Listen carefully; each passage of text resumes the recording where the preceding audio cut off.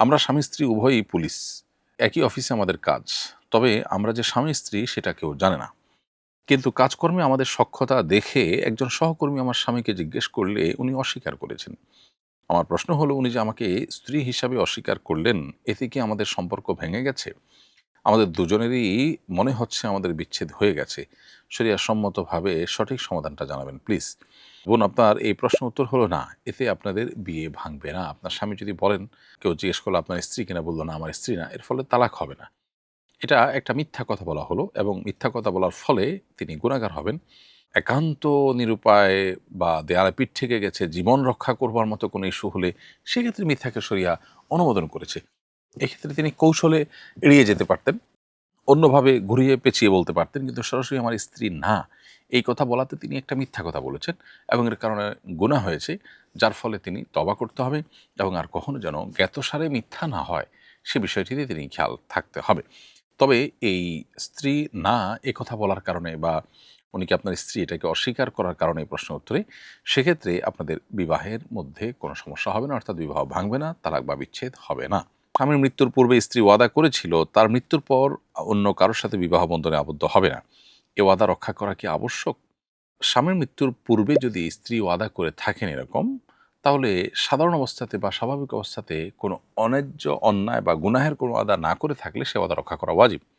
So স্বাভাবিক অবস্থাতে আপনার স্বামীর মৃত্যুর পূর্বে স্বামীর সাথে স্ত্রীর যে ওয়াদা করাকরির ব্যাপার ঘটেছে সেটি রক্ষা করা ওয়াজিব স্ত্রীর জন্য। স্ত্রীর সাথে যদি স্বামী ওয়াদা করেন তাহলে স্বামীর সেটা রক্ষা করা ওয়াজিব স্ত্রীর মৃত্যুর পর।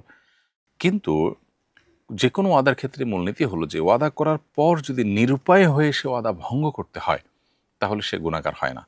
এখন ধরুন, জীবিকার তাগিদে কিংবা জৈবিক চাহিদার তাগিদে যদি আপনি এমন পর্যায়ে চলে যান যে আসলে বিবাহ বন্ধনে আবদ্ধ হওয়া ছাড়া এর কোনো সমাধান নেই, আপনি বড় ধরনের বিপদে পড়তে যাচ্ছেন, গুনাহে লিপ্ত হওয়ার আশঙ্কা আছে, এই লেভেলে যদি সমস্যা দেখা দেয় তাহলে সেক্ষেত্রে ওয়াদার বরখেলাফ করেও আপনি বিবাহ বন্ধনে আবদ্ধ হলে আশা করা যায় আপনার এর কারণে গুনাহ হবে না। মেয়েদের নাকফুল ডান দিকে বা বাম দিকে ব্যবহারের ব্যাপারে ইসলামের বিশেষ কোনো নির্দেশনা আছে কিনা?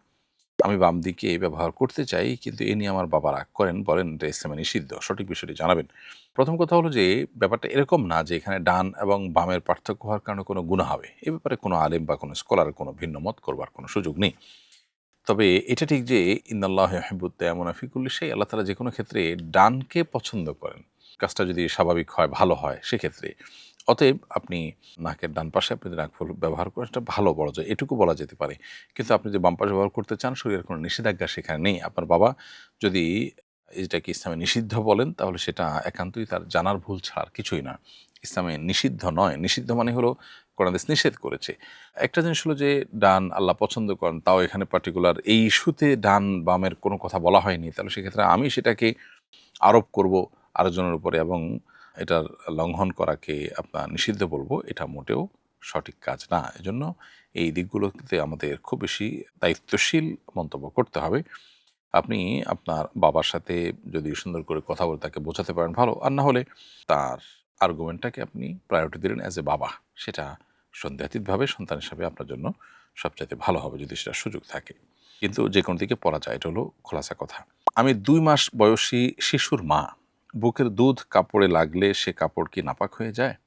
উত্তর হলো, প্রিয় বোন, বুকের দুধ যদি কাপড়ে বা শরীরে কোথাও লাগে এটি নাপাক হবে না। এর ফলে সে শরীর বা কাপড় নাপাক হবে না এবং সেটা থেকে ওই দুধ ধুয়ে পরিষ্কার করা আবশ্যক নয়। কারণ হলো মায়ের বুকের দুধ এটা কোনো নাপাক কোনো বিষয় নয়। বিধায় এই দুধ যদি পড়ে বা লাগে কাপড়ের শরীরে তাতে সে শরীর বা কাপড় নাপাক হবে না। ২৪ বছর ধরে স্বামী বিদেশে থাকেন, সন্তানদের সাথে যোগাযোগ রাখে কিন্তু স্ত্রীর সাথে কথা বলেন না। এই অবস্থায় বৈবাহিক সম্পর্ক আছে কিনা? কথা না বলার ফলে বৈবাহিক সম্পর্ক নষ্ট হয় না। কিন্তু আপনার দীর্ঘদিন পর্যন্ত স্বামী-স্ত্রী পরস্পরের সাথে কথা না বলা এটা অন্যায় কাজ, গুনাহের কাজ। বিদেশে থেকে সন্তানদের সাথে যোগাযোগ করলেন কিন্তু স্বামী কোনো কারণে অভিমান করে হোক, রাগের কারণে হোক, স্ত্রীর সাথে দীর্ঘদিন পর্যন্ত এভাবে যোগাযোগ বিচ্ছিন্ন রাখা এটা স্ত্রীর প্রতি এক ধরনের অবিচারের শামিল। যত অভিমানী হোক আপনি হয় তার সাথে সংসার করবেন সুন্দরভাবে, আর অভিমান করে শাসন করতে চাইলে সেটার একটা লিমিটেশন থাকবে। এগুলো সবগুলো ক্রস করে যেতে পারে না। আপনি তাকে রেখে দিবেন আপনার স্ত্রী হিসাবে, কিন্তু তার সাথে আচরণ করবেন হলো স্ত্রী নন সেরকম আচরণ। সেটা অবশ্যই অনুচিত কাজ। আল্লাহ বলেছেন, তোমরা তাদেরকে অর্থাৎ তোমাদের স্ত্রীদের সাথে সংসার করলে সুন্দরভাবে সংসার করবে, আশিরুহুন্না বিল মারুফ, সুন্দরভাবে সংসার করবে। আল্লাহ অন্য জায়গায় বলেছেন যে তাদেরকে যদি তোমাদের ছেড়ে দিতে হয় তাহলে সাররিহুহুন্না বিল মারুফ, তাহলে তাদেরকে তোমরা বিদায় দেওয়া সুন্দরভাবে।